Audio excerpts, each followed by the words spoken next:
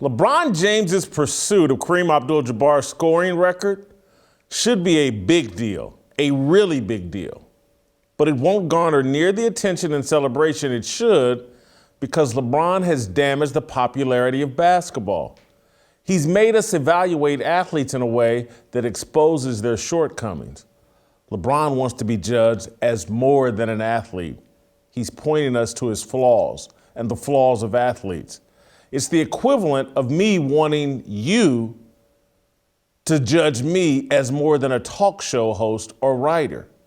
It's like me wanting to be an underwear model or porn star. No one wants to see that.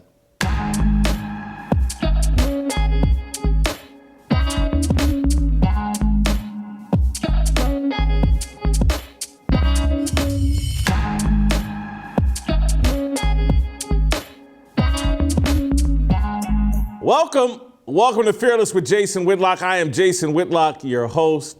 Happy Thursday to you and yours. Man, we are inching closer and closer and closer to the weekend. I can smell the weekend. It's just around the corner. I hope you guys are excited as I am as we prepare you for the weekend with a great Thursday feast of a show. It's going to be awesome. Shemeka Michelle will be here. Virgil Walker, he'll be here. As will the late, great Korean co-cell, Steve Kim. We're going to stack the show a tiny bit different today. I'm actually not going to start the fire until maybe the middle of the show when we bring on Steve Kim. I'll get into my LeBron topic. We're going to stack it a bit different today. I want to talk about my appearance on Tucker Carlson last night because Tucker brought up a great topic of conversation about Tiffany Cross and Reid, or the ladies I call racial mad-owls over at MSNBC. He brought that up last night on his show and had me on as a guest, and we talked about it. The other thing I want to talk about today is T.D. Jakes, the very well-known minister from Texas. He's passing on the reins to his Woman, Thou Art Loosed ministry to his daughter. And so that's why I'm bringing in Virgil to get a take. T.D. Jakes, one of these big-time mega-church leaders, elevated, big, high-profile mega-church leader. I was aware of Woman, Thou Art Loose when it first came out. I was living in Kansas City, and the woman I was dating at the time, that book and that whole ministry around that was a big deal to her, and she talked about it constantly, and here's the books, and here's the video, and here's all blah, blah, blah. We're going to get Virgil Walker's professional take on T.D. Jakes, and then we'll talk some sports with Steve Kim, starting with LeBron James, but also there's a Tom Brady discussion I want to have where Chris Sims, I believe, has predicted or said there's a possibility that Tom Brady could quit the Tampa Bay Buccaneers mid-season. I find that interesting. I want to get Steve Kim's take on all that and more. But again, we're going to start the show stacking it a tiny bit different, and that means I now get to tell you about my good friends at Good Ranchers. Now that we're moving into the holiday season, Thanksgiving's not that far off, Christmas isn't that far off, Halloween is just a few days away, and Good Ranchers is celebrating with an October feast. And they're offering you the opportunity to avoid all that spooky stuff that comes with grocery store meat bought where you don't know where it comes from. It says it's been inspected by USDA approved and all that. You don't know what it is, and you don't know where it comes from. You don't know what bacteria might be in that food. You know where you can get meat that you can trust, that you know is American raised, born, cultivated, developed, and it's high quality? My friends at Good Ranchers. Their October feast, you can get over 4 pounds of meat for free. 2 pounds of their Wagyu ground beef, 2.5 pounds of their Better Than Organic chicken, all for free with any purchase of one of their bundle boxes. Treat yourself this Halloween and head over to goodranchers.com/fearless to claim your special October feast offer today. Good Ranchers lets you save $25 on every box and locks in your price when you subscribe. We just got a huge shipment of Good Ranchers here to our office because, one, we're having a huge cookout on Monday, and so we're entertaining some people here, and so we just got a huge shipment of Good Ranchers here. You need a huge shipment sent to your home. Get your 4 free pounds of high-quality beef and chicken, the real monster, in October. It ain't under your bed, it's not in your closet, it's not some trick-or-treater dressed at your door in some crazy costume. It's that garbage meat you're buying at the grocery store when you could be getting it delivered right to your home from Good Ranchers. American meat delivered. One of my favorite sponsors, probably my favorite sponsor because I love to eat, and I love their meat, and they make it so convenient. And they're big supporters. They're day one. What you guys have heard people talk about day one. They're a day one supporter of Fearless and this show and our point of view. Hop on over to goodranchers.com/fearless. Save $25. Lock in your price forever. Get that more than 4 pounds of free meat. Be a good Fearless soldier. All right, we're going to transition into my conversation last night with Tucker Carlson. I don't know. Tucker did an incredible monologue last night on what's been going on over at MSNBC as that network has become, what would you call it? The Black Panther Party of TV networks?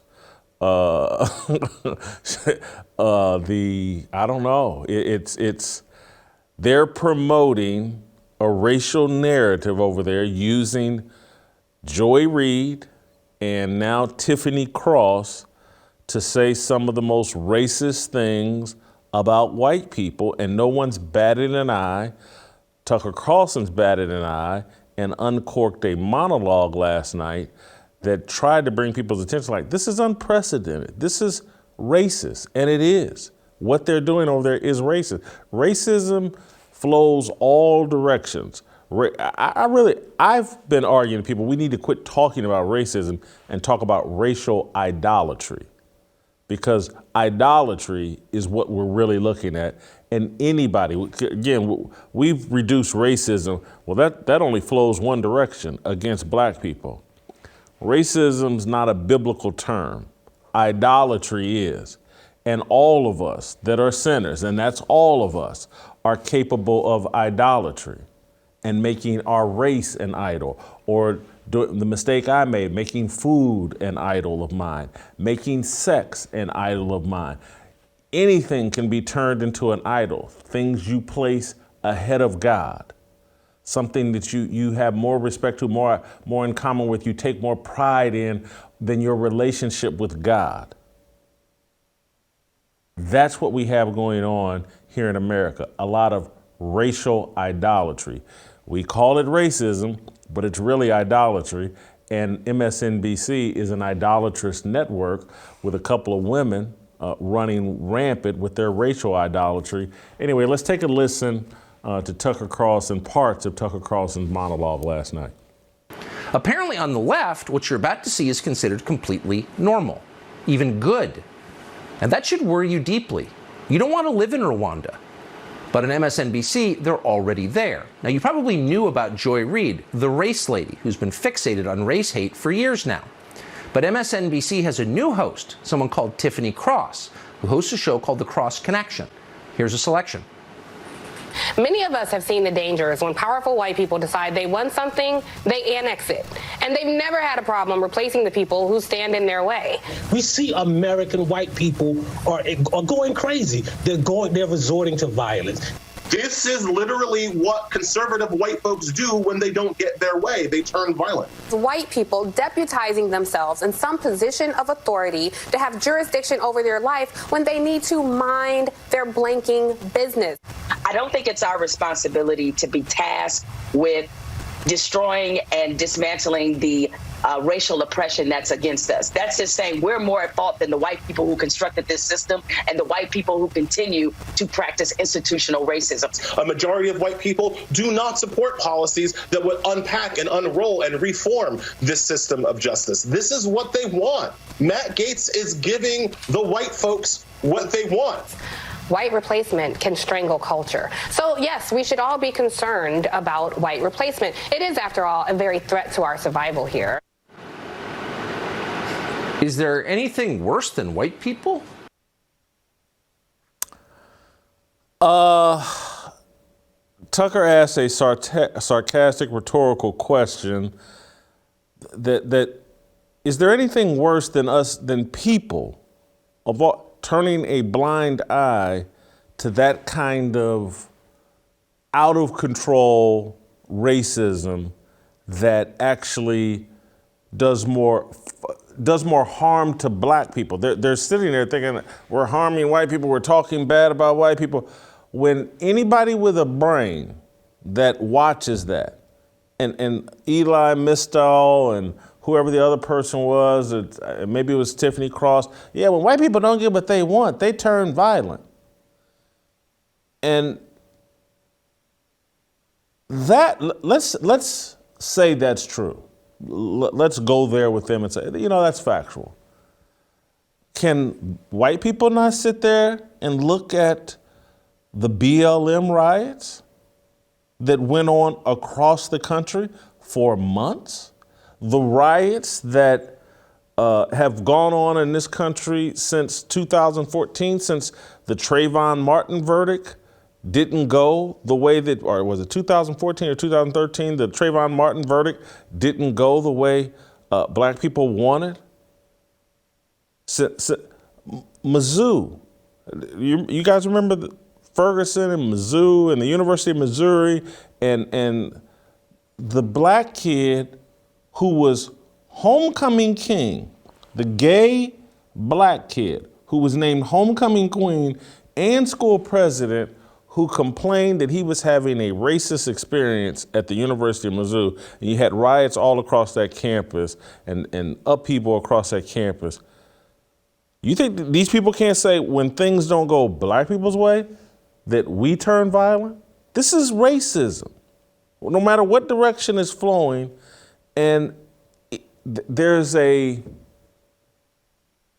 reason it's taking place, and I tried to unpack that last night on Tucker Carlson. Here's what I said last night to Tucker Carlson. Jason Whitlock is the host of Fearless. He joins us to respond tonight. Jason Whitlock, thanks so much for coming on. This seems, and I'll just be honest, as noted, I didn't really know this was happening. I'm not all that interested in hearing people talk about race, and I'm definitely not interested in watching that channel. But once you do watch it, you think, how can this be happening and nobody says anything? Tucker, it's pervasive across corporate media. It's pervasive in the sports world. It's one of the reasons why I left ESPN and Fox Sports, to be quite frank with you, and wanted to do my own independent thing because of the way that we talk about race in the corporate media. Is very unhealthy. It's very toxic. It's intended. People have been bought and paid for to undermine this country. Tiffany Cross, Joy Reid, any of the other people doing this type stuff, they know exactly what they're doing. They're doing exactly what they're told to do. They're planting the seeds to make people believe that the American experiment is a failure and the Constitution needs to be rewritten. That's right. And they're using race as their disguise. That's the entire agenda here. They're not hiding it. America is a failure in their mind because the outcomes don't meet their demographic criteria or quotas. And so all of this is to bait all of us into a race war and distract us from an attack on America, its Constitution, and primarily it's an attack on God. People get upset that, I don't like Christian nationalism. This country was founded on biblical principles, period, end of story. This is a biblical experiment, the United States of America, and it has been a success. The atheists, the Marxists, the people hostile to God want to end this biblical experiment, and they're using race to tear it down. That's the nuclear weapon.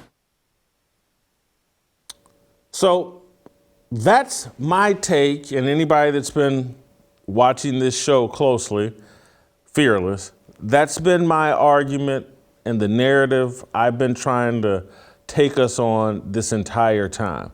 They're playing a game with race to tear down this country. They don't actually believe the things they're saying, but what they do believe is that they want to rewrite the Constitution because Joy Reid, Tiffany Cross, Eli Mistall, the LGBTQ crowd, the Alphabet Mafia, all believe they're 20 to 50 to 100 times smarter than the founding fathers. They all believe that they're smarter than God, or they don't believe in God. And so they think this group of human beings is the smartest group of people in the history of the planet. It's not true. They believe this group of people are the most moral people in the history of the planet. It's not true, but they believe it. And they believe if they write a constitution, oh my God, it's going to be so brilliant and so amazing. And the outcomes we're going to get, and everybody's going to get along, and everybody, it doesn't matter. You can sit on your rear end, smoke weed, drink Hennessy, and be lazy. But once we design this constitution, success will be determined based on skin grouping and colors, and it'll all be spread out evenly. And it's the designers of this system that have screwed things up. It's not the culture that people embrace. Everybody loves this new thing of saying, I'm black. And I don't know any, I guess Barack Obama and some, again, I'm not denigrating them, but for the grace of God, or, I could very well have a mixed race kid. I'm not trying to denigrate them, but I'm black. Both my parents are black. My growing up experience was black. I came from nothing. I adopted some principles that are consistent with the principles that founded this country. That's why I had success. That's why my brother has had success. He may not even know. And again, I'm not speaking for my brother. I hate to even talk about my family because I don't want to put them in the middle of this and this kind of attention. But I'm just telling, my father had success because he adopted principles and values that were consistent with the principles and values that founded this country. And my father was not a Bible thumper. But there's just some simple things you can do. Show up to work on time every day that you're capable of. Watch how much success you have. Don't have kids when you're unmarried. Watch how much success you have. This didn't even apply to my father. Graduate high school. Watch how much success you have. Now, if you join a gang, have a string of baby mamas, don't graduate from high school, don't blame racism. Blame yourself, the culture you embrace, being misguided by your family or whatever. That's the issue. I'm not saying that there's not racial bias or unfairness, but it swings all directions. But this whole myth that, oh my God, the man is keeping you from success, it's a joke. It's not true. And these people know it. Joy Reid went to an Ivy League college and is getting paid 7 figures to do a show that doesn't rate, isn't any good. She's made it. She's black. She's black. She's living a very privileged and pampered life. There's virtually no standards that are applied to her or her work. I don't know what Tiffany Cross is making, probably $500,000, whatever. 300,000. She's doing well enough, particularly for her limited skill set. She's a success. But she's sitting on TV pretending like, oh, this country, if you black, you got no chance. It's a joke. It's a ploy. It's a tactic. These people have been bought and paid for by the enemies of the United States that want to see us fall and fail. And they've come up with a great strategy. We're going to package everything. Oh, this country is a failure because of racism. It's been unfair to black people. Rewrite the Constitution. That's the agenda. That's what they're doing. Shemeka Michelle, help me out here. What's your takeaway? I don't know if you saw Tucker's full monologue last night or my appearance on there last night, but what was your takeaway? What do you think Tiffany Cross and Joy Reid are really up to? I agree with you that they're being paid. One of the things that I keep asking myself is if black women are the most educated, if they are the most successful, if they are so happy with the whole I don't need a man, then why are they so angry? Why are these women so angry and stuck in a past, stuck in a reality that they themselves never experienced? It's crazy to me that you can actually put principles in place that help you get to where you are and then forget that these principles exist. Forget that you had any faith, any religion, any education, any entrepreneurship, anything that's really lined up with conservative values, and then you get to this place of success, but you're still mad. That makes absolutely no sense.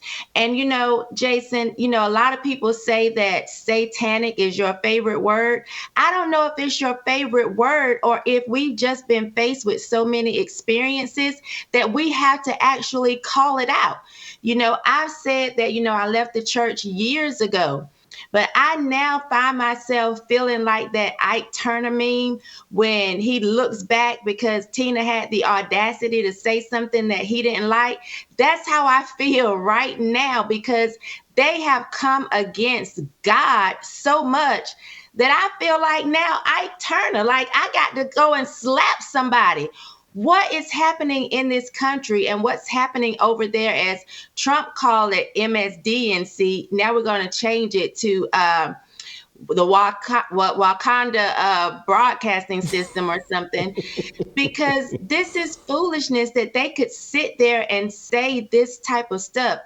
I found it funny. There was a part that you didn't play right now, but I saw last night where Tiffany was talking about white women being radicalized. And we have to be aware of the white women that we've put up that may have, that are conservative. And, these women are these terrorists for the country. And I'm thinking, I don't know conservative white women that feel like they need to be on the front lines and taking their men's place. These women just want to be happy, drink, maybe have a beer, have sex, be good wives to their husbands, and raise children that are productive citizens. When we see them at school board meetings, they are fighting for the rights of their kids. This doesn't make them domestic terrorists that we need to be afraid of. When I get pushback, when I talk about the natural order of the family and I talk about women being good wives and mothers, the pushback I get is not from conservative women. It's from black women that don't want to live according to God's law and order. So for her to act as if there's this radicalized white female group, conservatives, that we need to be worried about, it's just simply not true. So, Shemeka, why, and I had this conversation off the air with somebody after last night's appearance, but why is it the black woman that they're putting in these spots to host these shows? Why isn't it the black man? Because couldn't they pay a black man to promote all the same things? But they seem to be putting Joy Reid and Tiffany Cross, and before that, what was it, the light-skinned college professor, Melissa Harris Perry. They seem to be putting these women in these spots to do this. Is it because they're perhaps more pliable or more easily controlled or manipulated? Why the black woman being the front and center for this message? I do think that they're more easily controlled, but I think they've bought into the message that the black man is beneath them. So why not use them? Why not continue to overlook the black man as we have for decades? And so I think because they've bought into the message, hook, line, and sinker, they're the best person for the job. You know, I don't think that you would continually tell a black man or get a black man to say, he ain't shit, or, you know, push that kind of message. But it's very easy to find a black woman who is willing to push that and buy into that narrative. So I think the black women are the best person for the job when it comes to getting that type of message of division across and that message of oppression. I just don't think most people with logic will do that for very long. I mean, unless you're somebody like Don Lemon, you know, who has really bought into it, but has, as you would say, he hates the loves tree, the but fruit. loves the fruit. Yeah. Yeah, loves the fruit, hate the tree. Yeah. Yeah. And when I say tree, emphasize the tree. He loves the tree. Well, no, Okay. I'm sorry. He loves the tree and the Right. Gives wood a new meaning. I'm going to go to hell. I'm going to go there. You know what? See, let me stop. Shemeka, thank you. Great job, as always. Thank you so much. All right, let me get back in the proper mindset. Tell you about our good friends over at Nugenix. Getting older is a very big adjustment. It's like you're young and healthy, and then at some point you realize it's hard to keep being healthy. Next thing you know, you realize you're not so young, but you're really not old. Then it gets worse. You might get more of a dad bod or early 2000s Whitlock bod. And it's suddenly harder to work out. It's not your fault. As men age, our bodies naturally lose free testosterone. That's because when you were younger, you were at the peak of your testosterone level and production. Wouldn't it be nice to get that winner's edge again and that old swagger back in your step? Nugenix Total T is the #1 selling testosterone booster at GNC.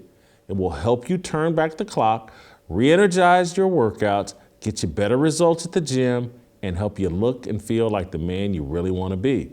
Nugenix Total T contains man-boosting key ingredients like testofen, which has been validated in 5 clinical studies.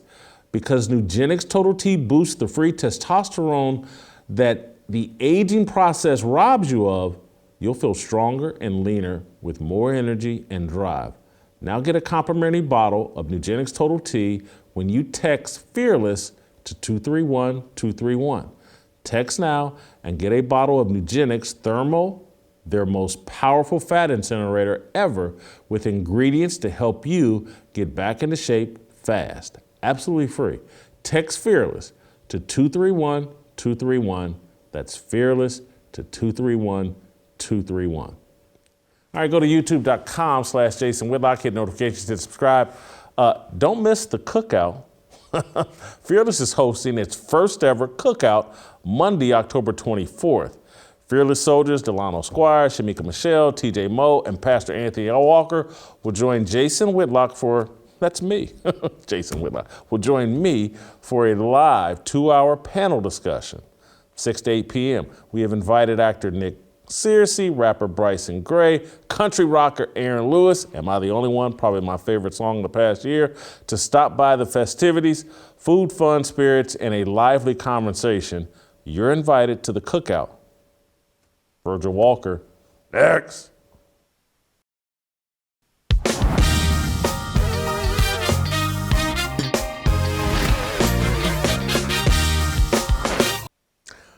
All right, welcome back. We're going to roll out to Atlanta and bring in Virgil Walker, fearless soldier, and one of the foremost experts on the ministry, I believe. He works with G3 Ministries, and I like to tap into Virgil's national really global understanding of Christianity and the ministries impacting Christianity. And I found a story this week that interested me. T.D. Jakes, a very prominent mega church pastor in the Dallas, Texas area, he has turned over his Woman Thou Art Loosed ministry, and that's kind of like a special offshoot of his ministry that he started some 25 years ago, I believe, with the release of a book that was a bestseller and wildly popular and really elevated. T.D. Jakes has had a big brand, but that Woman Thou Art Loose deal, I feel like really turned him into a mega star, and now he's turning it over to his daughter, Sarah.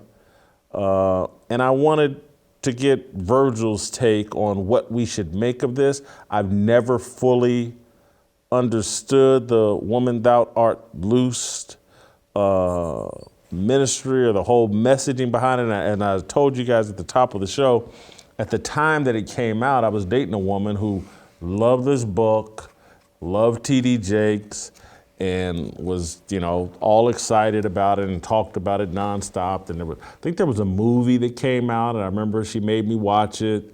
And anyway, so if Virgil, if you could start by just unpacking a little of the history around T.D. Jakes and Woman Thou Art Loosed. If you get us up to speed on that, then I have some more questions.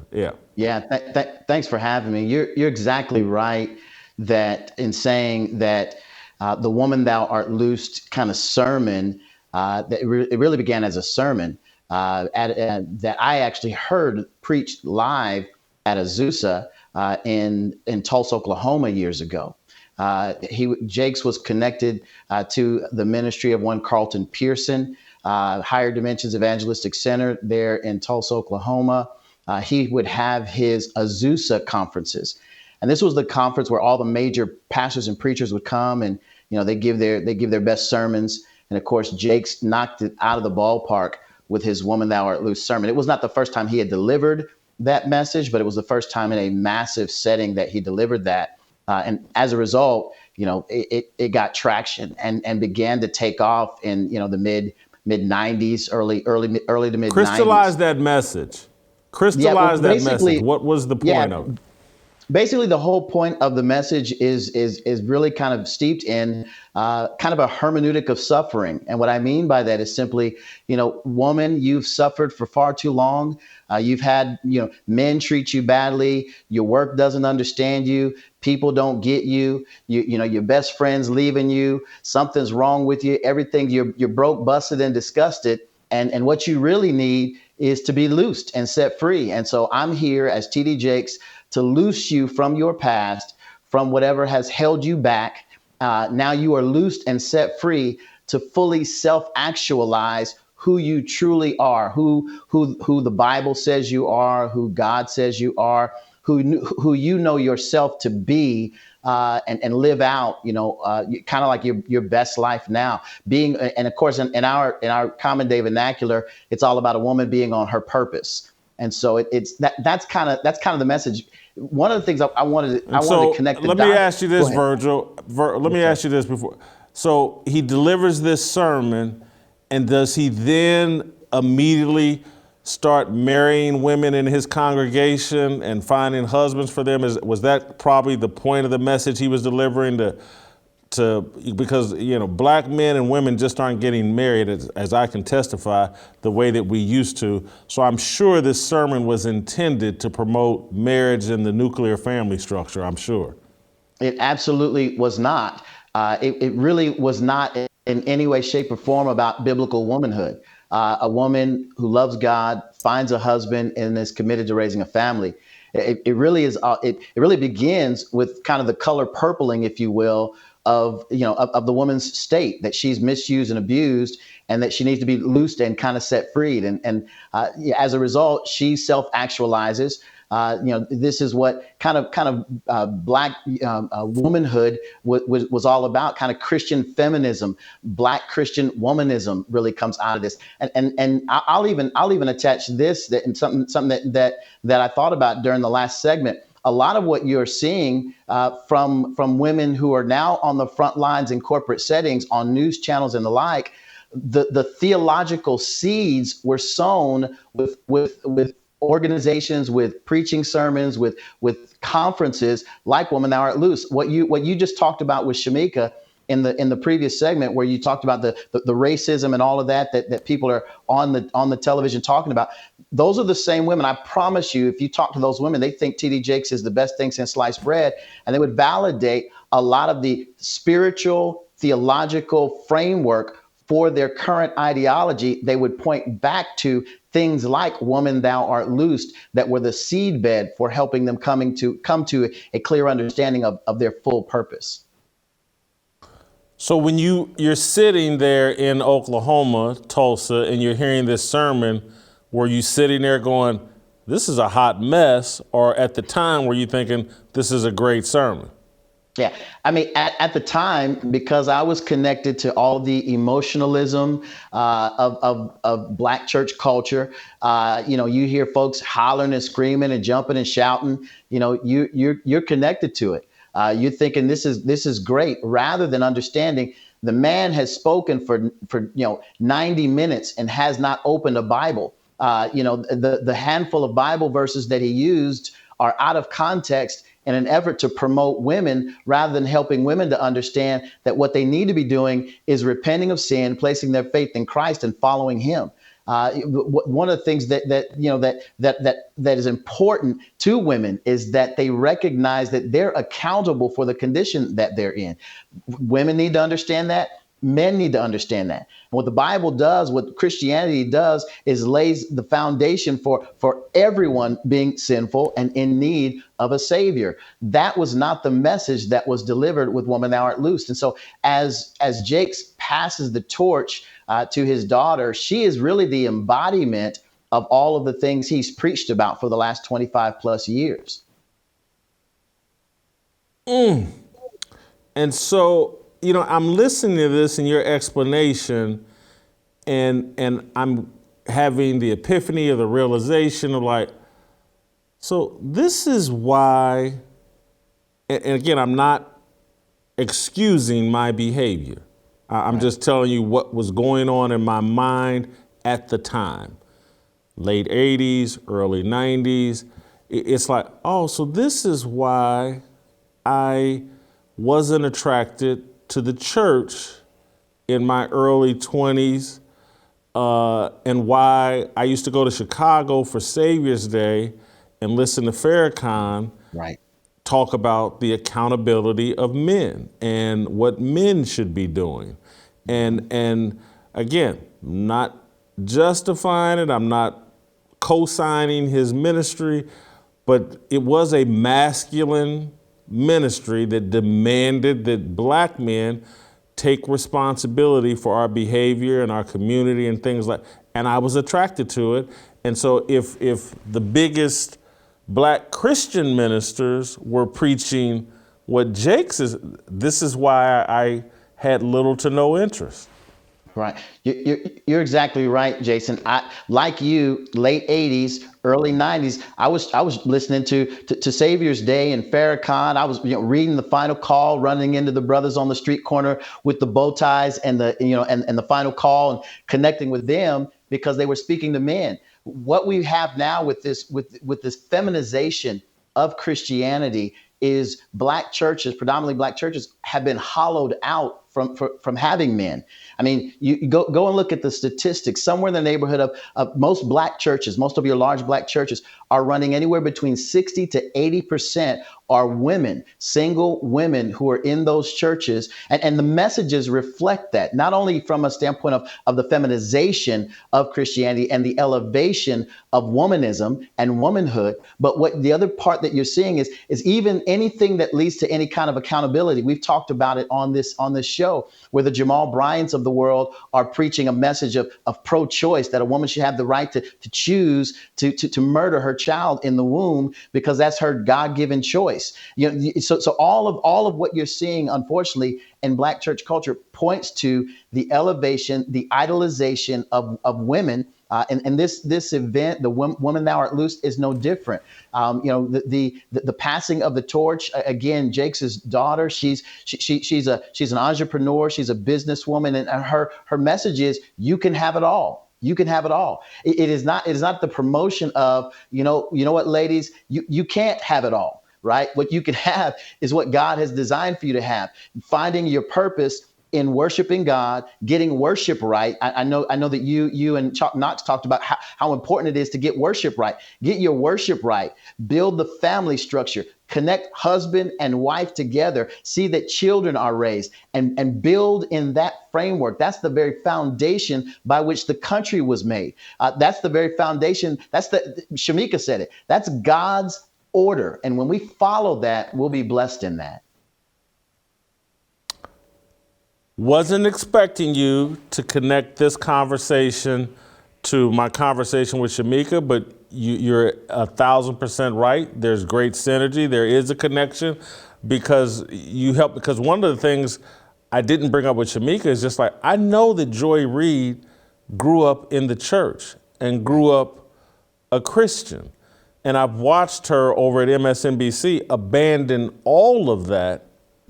And basically what you're telling me is, in her mind, she's abandoned nothing. She's basically following the leadership of T.D. Jakes, of Al Sharpton, who, claims to be a minister. And they're all promoting this feminist agenda.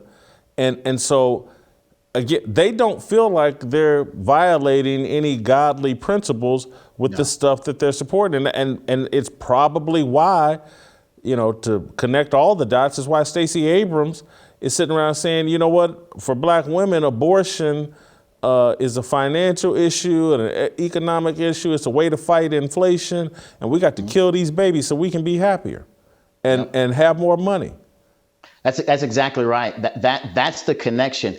What's happened with 25 plus years of teaching that's taken place at places like this, at Woman Thou Art Loose, with men like I mentioned, Jamal Bryant and others that we could name and have named by name. They have laid the theological framework that underpins what you're seeing in culture with women who are successful. They've adopted all of the get better in your job, get better in life. They've adopted all of those ideas, put them into practice, and become better corporate executives as a result.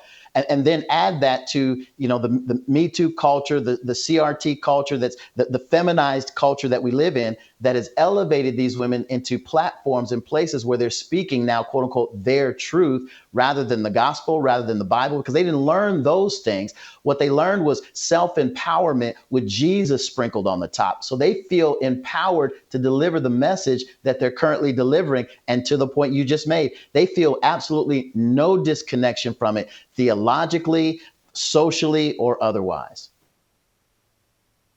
Thank you, Virgil. Great job. Needed that explanation. You get the full context, the full picture here. That was awesome. Thank you so much. I'm very edified by that. All right, you can get your Fearless Army swag at shopblazemedia.com/fearless. I'm going to tell you how to pay your mortgage with BetDSI. Pay your mortgage picks. Next.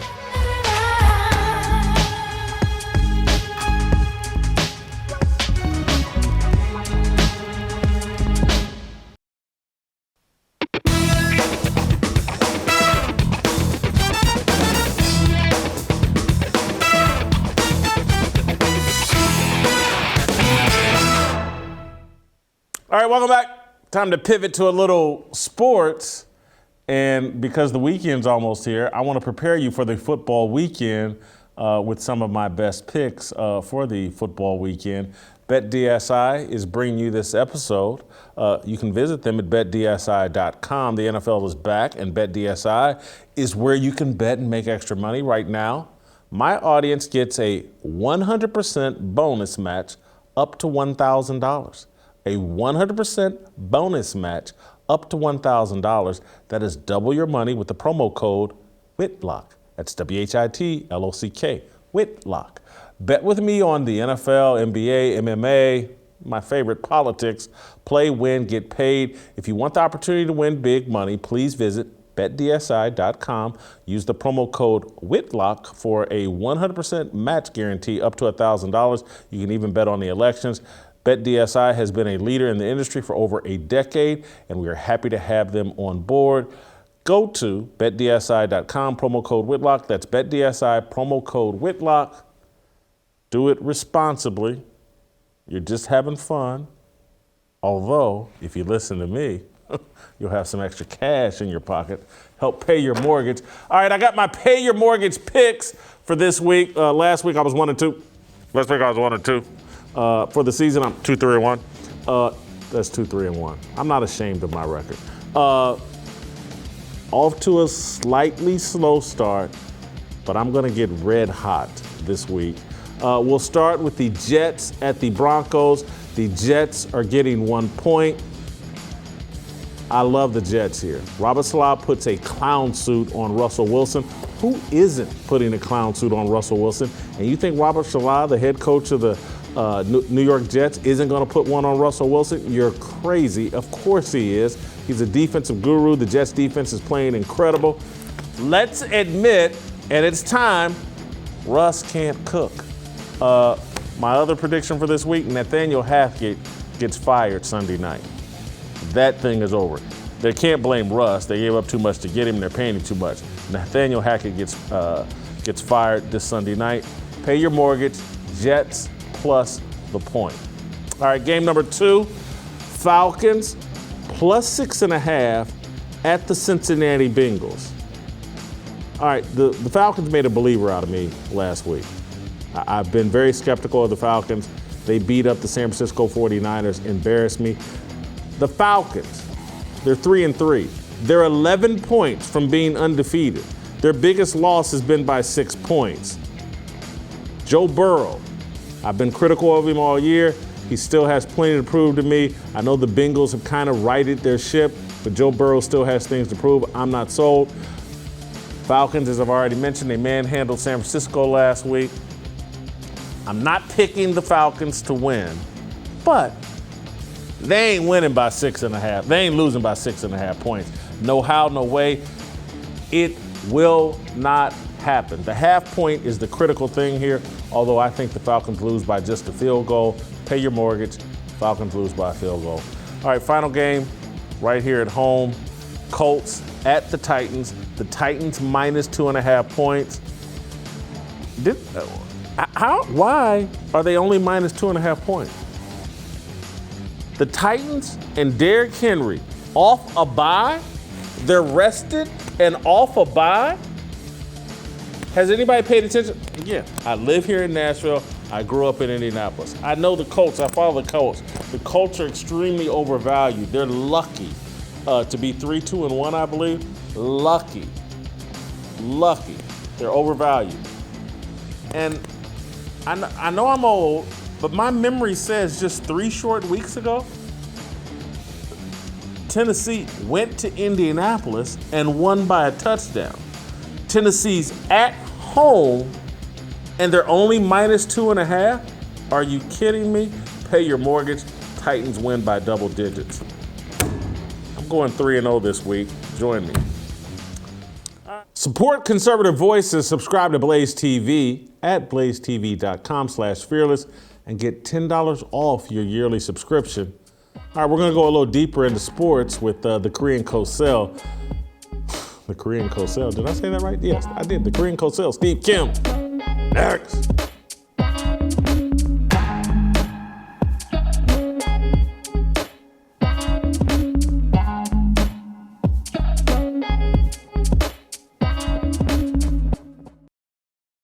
All right, welcome back. LeBron James's quest to be more than an athlete has diminished his athletic accomplishments and focused attention on his intellectual shortcomings. James's misguided quest to be seen as a social justice activist, talk show host, movie producer, and NBA power broker has demeaned the sport that made him famous.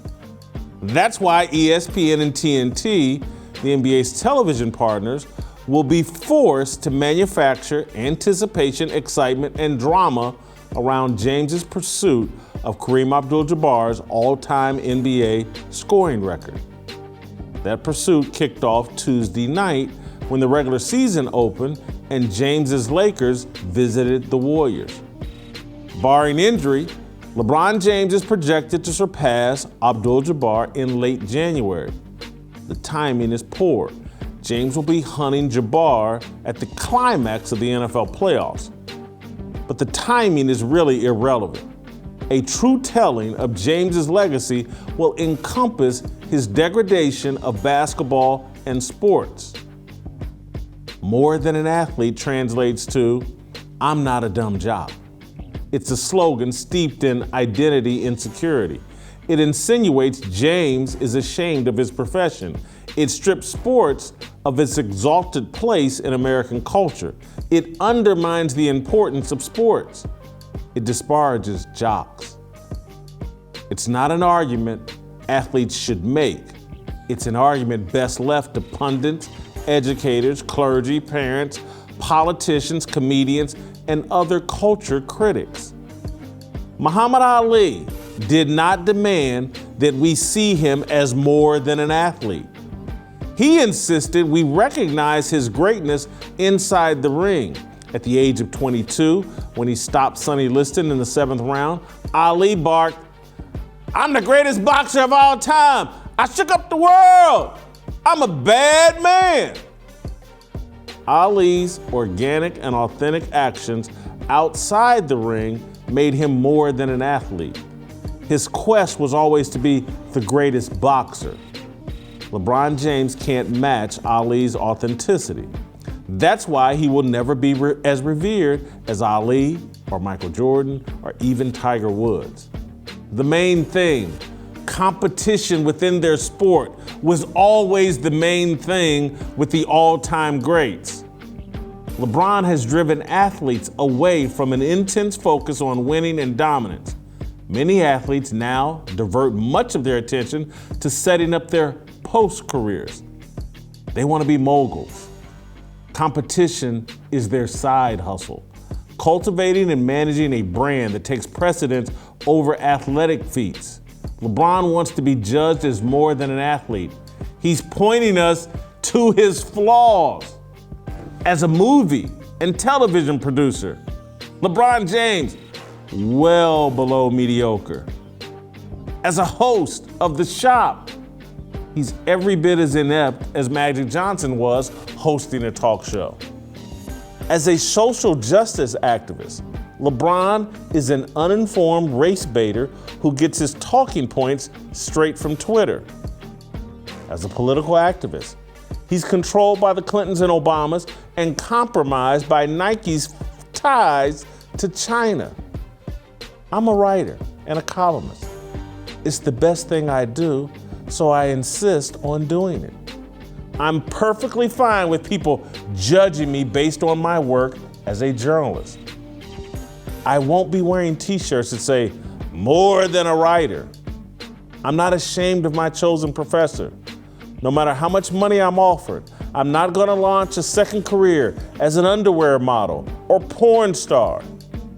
Watching LeBron pretend to be a public intellectual is the equivalent of seeing me on the cover of Playgirl magazine. You would never read my columns the same way again. No one wants to see me on Playgirl magazine. That's what LeBron has done to basketball. When I watch him play, I can't shake from my mind all the other aspects of his life that he's forced me to consume. When I watch Jordan, Magic, Larry Bird, Kareem, Isaiah Thomas, all I thought about was how incredible they were as athletes. I don't enjoy sports the way I used to because I know way too much about the men who play the games. I know how phony, easily manipulated, and misguided they are. They've removed all the mystery by sharing all of their thoughts on social media. I'm a consumer. When I walk into my favorite restaurant, I don't want the chef to be more than a chef. When I visit a church, I don't want the minister to be more than a minister. As you read my column, Do you want me to be more than a columnist? As you watch this show, do you want me to be more than a broadcaster? LeBron James's pursuit of Kareem should be a big deal, a really, really big deal. It won't garner near the attention and celebration it should because LeBron has damaged the popularity of basketball. He's made us evaluate athletes in a way that exposes their shortcomings. He undermined the magic of sport. He disconnected the game from its most passionate fans, the common man. ESPN, TNT, and Nike will do their best to restore that magic. Barack Obama, Jay-Z, Kamala Harris, Spike Lee, they'll all sit courtside while LeBron tries to pass Kareem Abdul-Jabbar. So will Jack Nicholson, Denzel Washington, and all the other Hollywood elites. It will feel like the Academy Awards. A night celebrity elites set aside to wag their fingers at the commoners.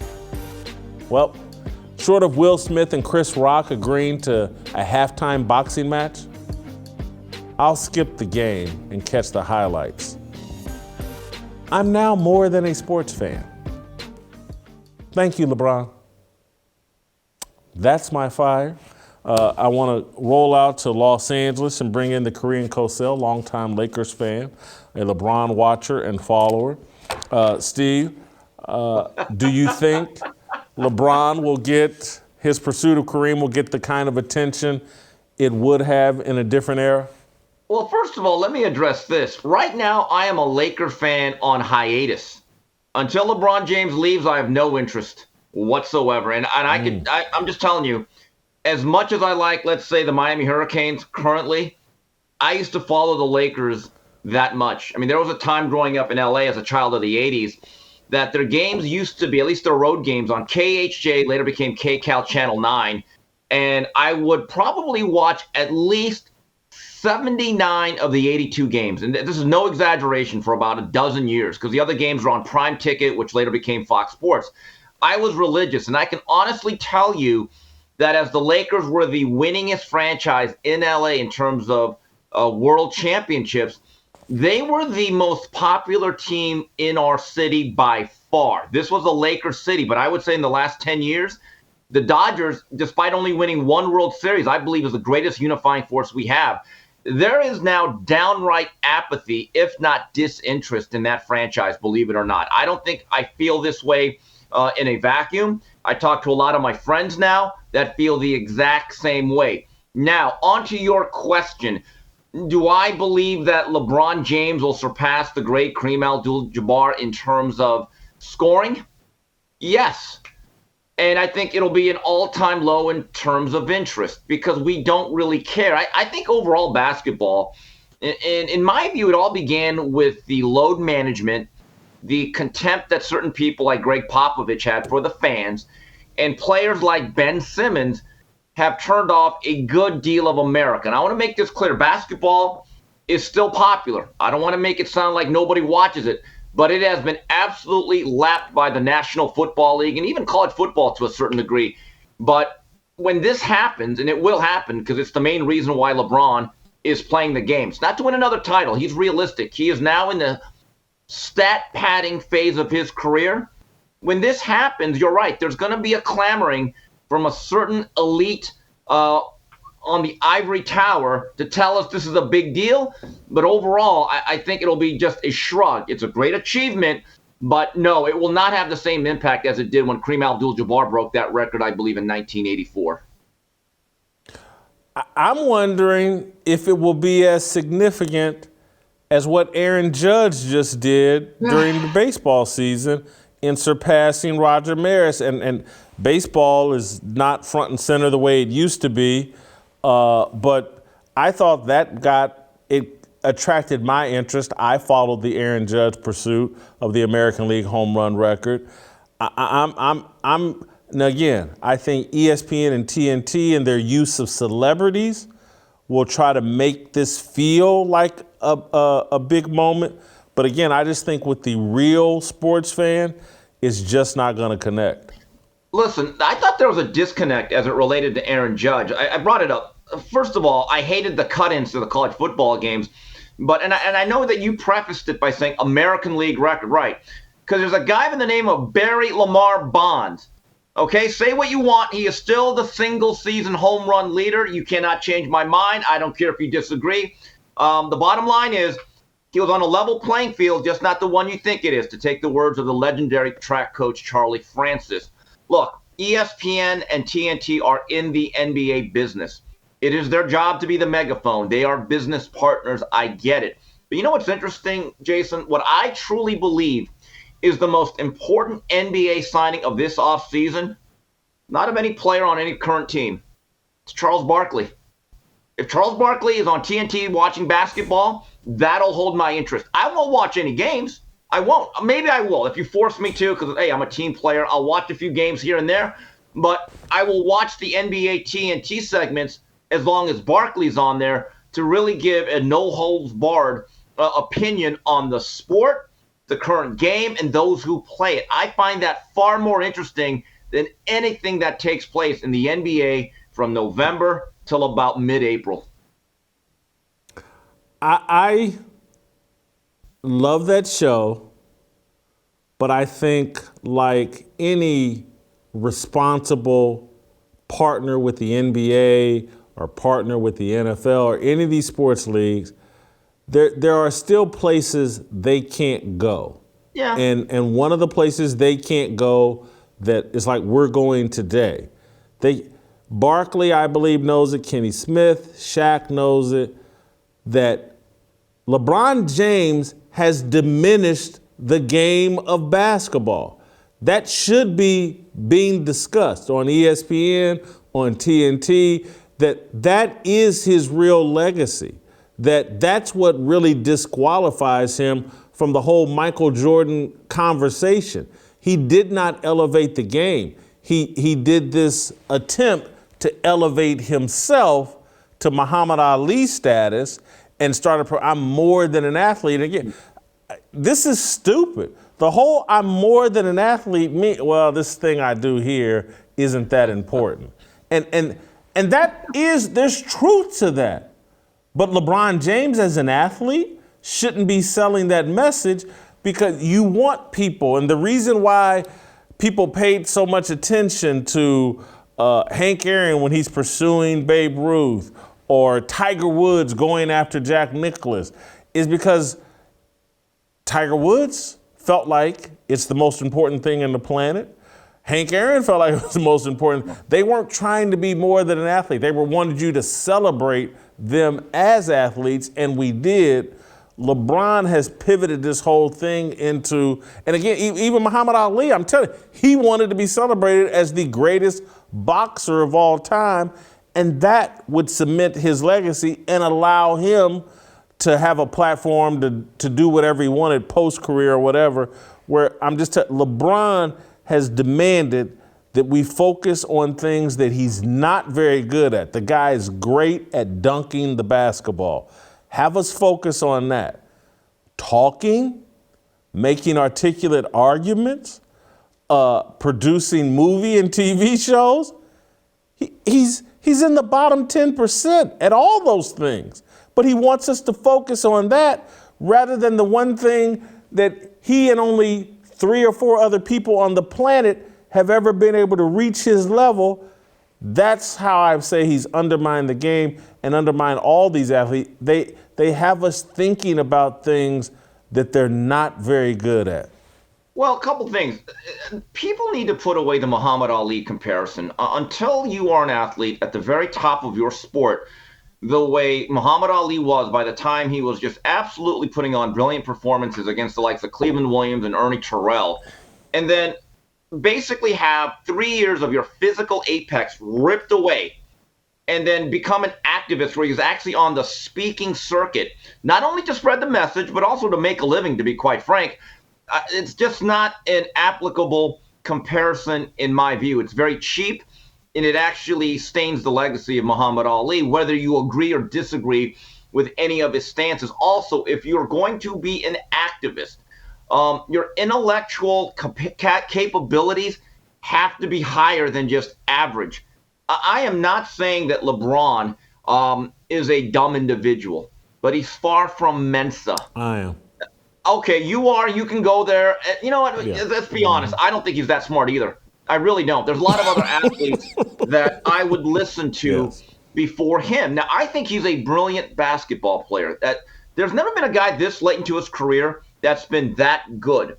That even though, if let's say he's lost an inch off his fastball, he is still among the very best basketball players in the world. I've said at his best, he's a rare blend of Michael Jordan and Magic Johnson. And it's incredible, his overall floor game. However, that's the most appealing part of him. See, you're right about being more than an athlete. It got me thinking, Jason, as I'm listening to you. Somewhere along the way, a couple of years ago, the most empty thing you can do in modern day activism is, quote unquote, like I told you, bring awareness. Okay, so athletes are bringing an awareness to whatever cause they want, right? Here's the question, though. Does that mean as the public, because someone, quote unquote, brings awareness, that we have to agree? See, that to me is where the public and has to stand up, and also the mainstream media, which is absolutely gutless, will never actually push back and say, yeah, that stance that you're taking, do we have the right to disagree with it? See, that's the thing about Ali. Whatever stance he took, there was actually vociferous opposition. I mean, there are certain writers, like I believe Jimmy Cannon and Red Smith, they were really anti-Ali. And whether you agree or disagree with them, they had a right and they had the guts to state it. And Larry Merchant tells me all the time that when it came to Ali in that particular era, during his exile and a year or two after, that there was a real divide among the media, whether you were pro-Ali or anti-Ali. And to me, that's healthy. Now you're telling both sides of the story. But nowadays, if any athlete takes a knee, has a hashtag, raises a fist, and brings awareness, it's almost like they expect everyone to be in lockstep with them. And my view is you are absolutely allowed to bring awareness. And I'm absolutely allowed to not give a damn or disagree. My problem with LeBron as an activist and particularly as it relates to Muhammad Ali, is like LeBron loves to shadow box. And what you're basically arguing about Ali is that he went out and actually sparred with his critics. Yes. That he went to hostile environments and confronted people that disagreed with him and sparred with them. LeBron shadow boxes. He'll go sit down in front of Don Lemon or some other fluffer interviewer that will basically co-sign anything he says and won't push back in any real way. And the questions are agreed upon and no one ever challenges. He shadow boxes. Shadow boxing is one of the safest things you can do. It's great exercise. I've done it. But you never get hit in the mouth. You never get challenged. You never get any stronger. And it's a sign when you see somebody that calls themselves a boxer and all they do is shadow box, eventually you go, you know what, this dude's afraid to fight. He's a coward. And so in the intellectual arena, LeBron's a coward. And that is part of why he's diminishing himself by trying to be more than an athlete. He's not built for these other things that he's trying to do. His great basketball skill is why they put on The Shop and these other things he's produced. But those shows are absolute garbage. If we lived in a different time, he could be criticized, no different than the way Magic Johnson was. I look and laugh at someone like Howard Stern, who crushed Magic Johnson for the Magic Hour TV show. And if that happened today, Howard Stern would be celebrating Magic and talking about how great it was. And you know what? They just need to put a little closed caption box translating Magic. He's fine. And if you can't understand what Magic is saying, it doesn't make sense, it's because you're racist. This is a great TV show. That's what someone like Howard Stern would be saying today, where back in the day, he actually kept it real. And no one can keep it real with LeBron. Awesome basketball player. Let me enjoy that, LeBron. Grant Hill, Isaiah Thomas, some of ththese other guys, they're actually smart. Let them carry the smart basketball torch. You carry the great basketball torch. Wilt Chamberlain was I don't know what he thought about anything. I know what Bill Russell thought because he could actually back it up and say a few things. And I'm rambling. I'm throwing it back to you. The Magic Hour, it really affected two careers. Tommy Davidson and Craig Shapiro. They never recovered after being a part of that debacle. My God. The thing is with Muhammad Ali, he did not have the option of just going to Twitter or social media, putting up some sort of missive, and then watching the retweets and likes pile up, and then thinking, man, I really stood up for my people. Again, just raising awareness, tweeting, hashtagging, wearing a T-shirt. It's probably the most ineffective, lamest form of activism. And it really is modern day activism in a shell. By the way, speaking of how the NBA generally turns off the fan that's on the fence, I noticed this. I didn't watch a single dribble of basketball yesterday. I just don't care. I'm not going to do it for a while. I got other things on my mind. True story. So I'm watching this thing. I guess Kyrie Irving actually implored our president to do his job. Yeah, Kyrie Irving is telling someone to do their job. The irony in that, but he said, do your job and bring Brittany Griner home. And I could just hear the groaning of America across. I could see a lot of television sets going, all right. And it got me to think. This is funny, Jason. I was asked if I wanted to go to some Middle Eastern country for the weekend of November 5th. There's some fight going on in the zone. It's Gilberto Zurdo Ramirez against Dimitri Bivol. My expenses would be paid. They pay my airfare and all. They said, Steve, you want to go and maybe cover the fight? And I just said, nah.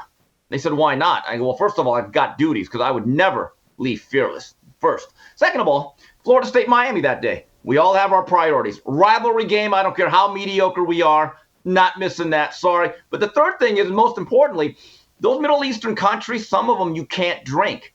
And knowing me, I'd probably try to sneak in a case of Schlitz or Coors Light. I literally might become Brittany Griner. I wasn't going to risk it. I said, no. But there's a lesson to be learned. I know what I'm getting into. I wouldn't try to break the law in a foreign country. So no, I am not Brittany Griner. Well, I did not know that Kyrie Irving put on the "We All Are BG" flag, and I did not know that. I don't think I needed to know that. I'm upset with you for telling me that because I love Kyrie. He didn't take the vaccine. He stood up. But he's got to play woke, I guess. Who knows? Brittany Griner does need to be brought home. I don't know if that's Joe Biden's job. There's more important things, perhaps, than. But anyway, I digress. I want to move on. There's a story. Pro Football Talk actually had an interesting conversation. Chris Sims and Mike Florio, the New York Post wrote about their conversation on Pro Football Talk, where Chris Sims insinuated that there's a chance Tom Brady could walk away from the Bucs during the season. Mike Florio said the same thing. Let me see if I can find these quotes. Normally, I'd feel like Rodgers would be that guy, but I'm talking about Aaron Rodgers.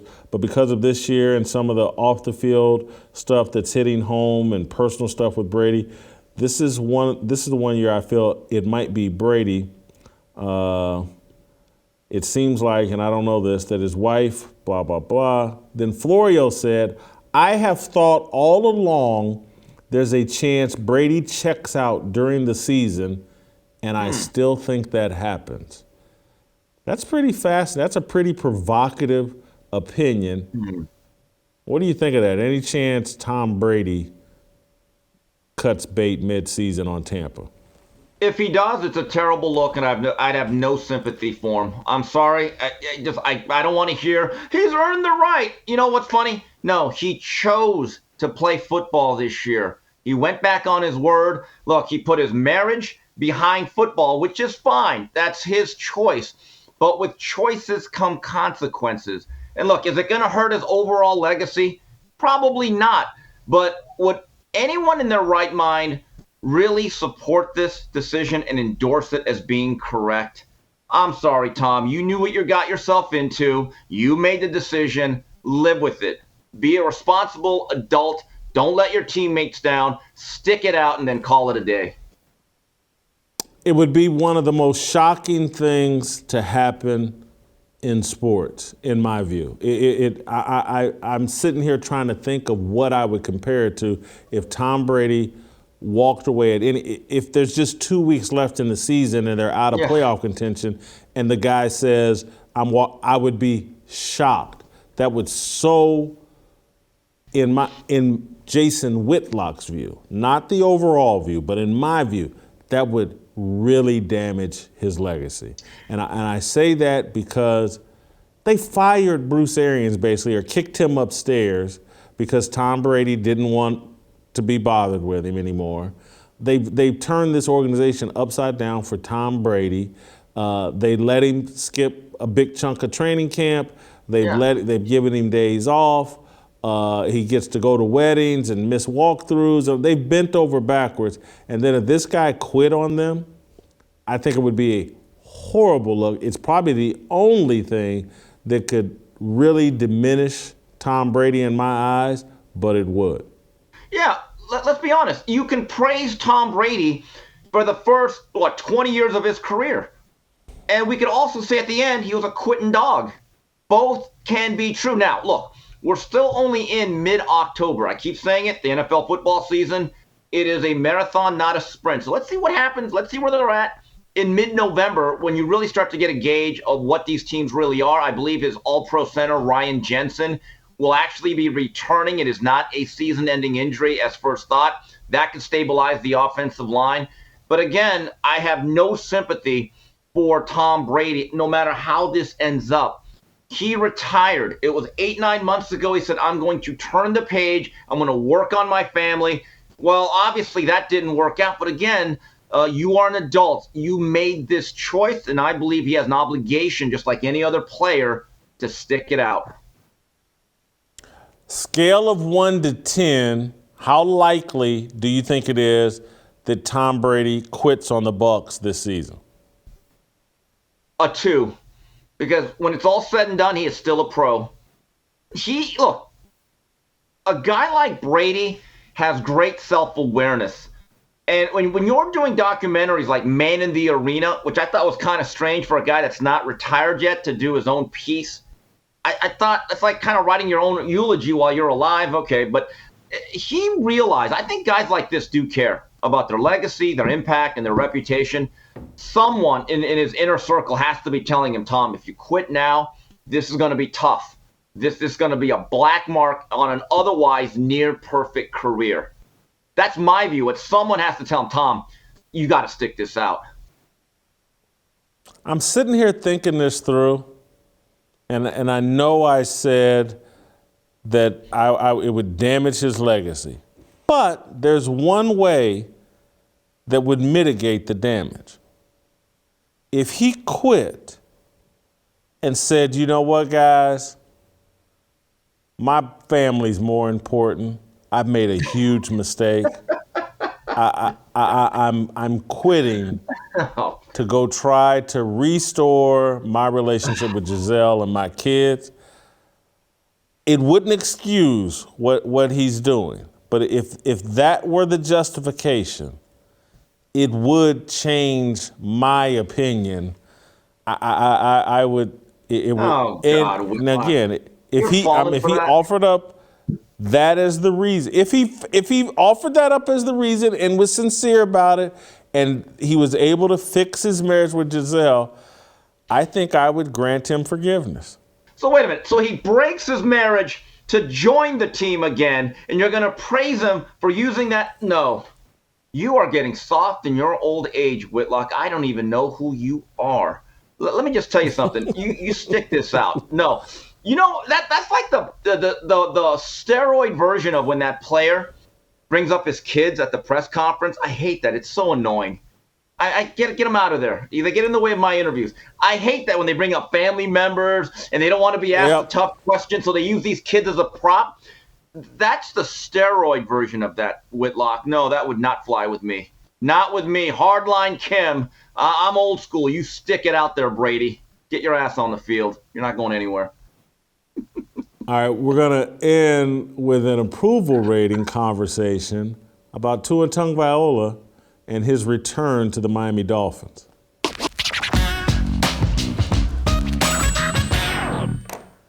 All right, Steve, here's what I want to talk about as we unpack our approval rating on Tua.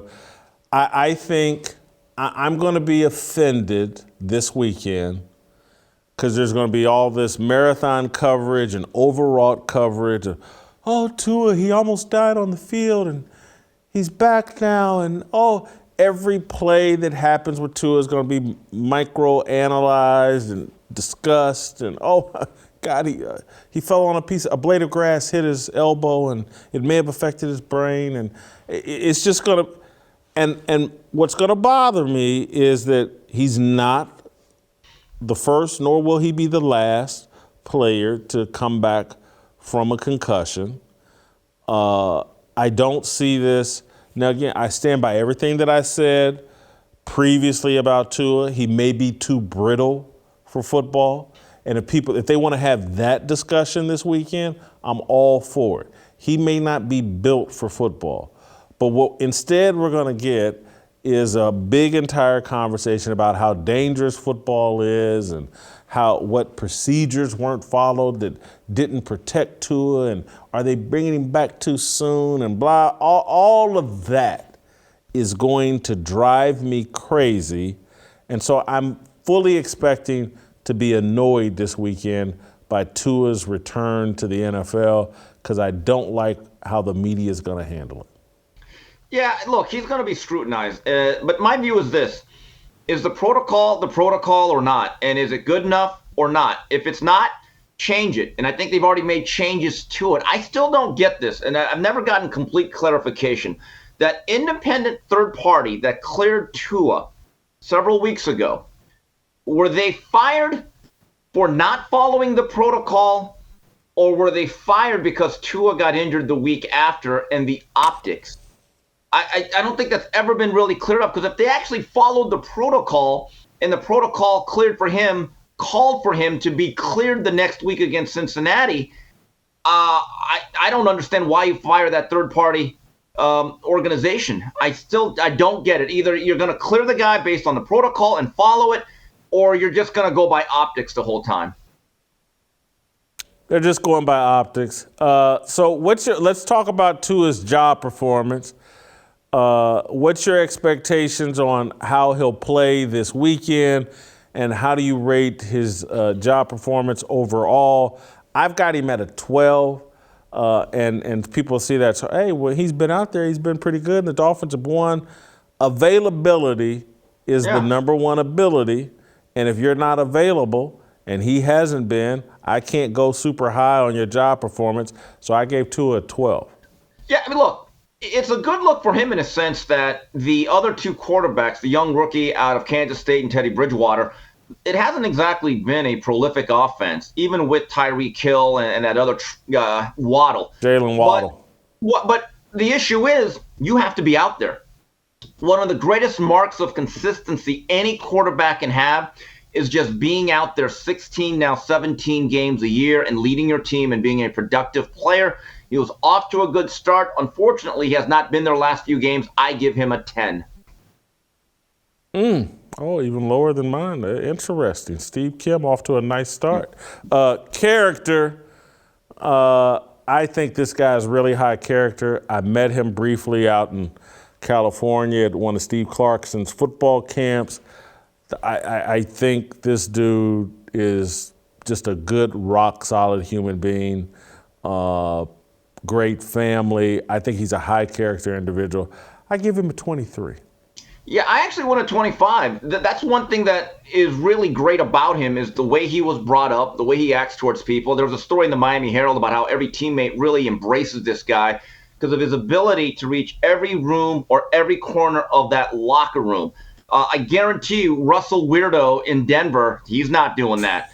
I mean, you want to talk about polar opposites there. And when you speak to Tua, I see someone that is very earnest, honest, and with a lot of integrity and wants to do the right thing. I mean, Jason, I think part of the reason why he's coming back, whether it's wrong or right, he feels an obligation towards his teammates that, you know what, I got to sacrifice myself for the good of the whole. Now, we could fault that for his overall health, but from a football perspective, I think that's very admirable. You just called Russell Wilson Russell Weirdo You just snuck in a pot shot at Russell Wilson in a conversation about Tua Tagovailoa. Yes. What's your problem with Russell Wilson? Did you see that Subway commercial I just sent to you? Oh, my God. This guy is hopeless. I did see it. Do you think Russell Wilson wrote the script? No, but he agreed to it. He should have said no. He's trying to be something that he's not, and he's turning out to be phonier than a $3 bill. What an oddball. It turns out I thought he was a nice guy, wanted the right things. No, Russell Wilson cannot lead this team. I think he's a complete bust. I believe Denver has been absolutely fleeced. It's probably the most one-sided trade between them and Seattle since the Louisiana Purchase. I'm just telling you, it's a disaster.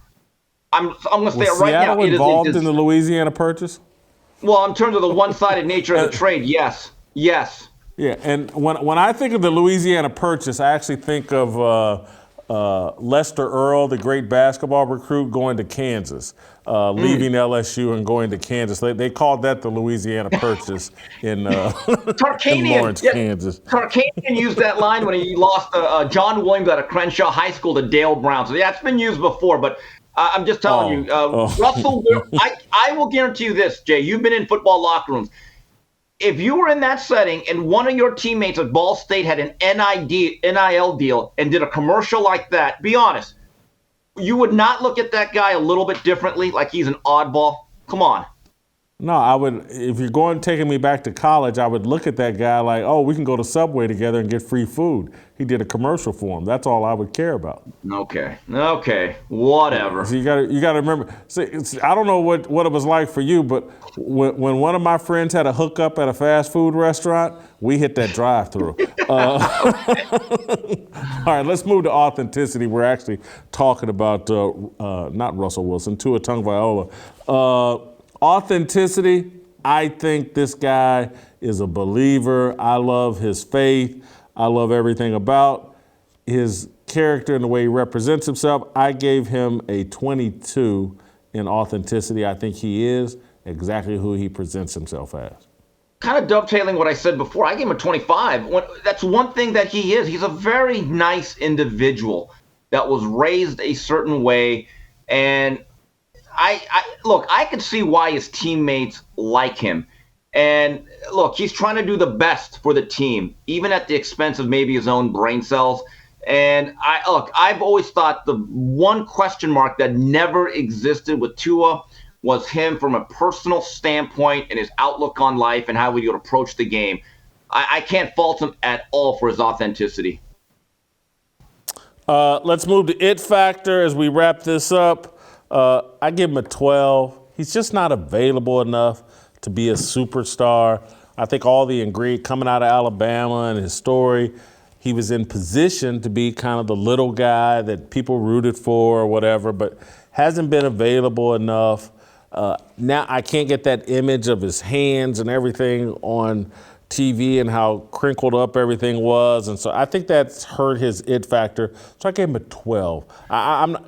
One of the reasons I'm not going to watch this game this Sunday is because I don't want to see highlights of that hit. I don't want to see him laid out on the field, and I'm sure these networks are going to show it again. So I think that hurts his it factor. I gave him a 12. It factor is interesting because I still go back to the 2017 national title game. Georgia is just playing Bama off its shoes. It's 13-0 at the half. I remember thinking, Jalen Hurts is struggling. I actually said, and I tweeted, put in the lefty. And Tua brought them back, and in overtime, he takes a terrible sack.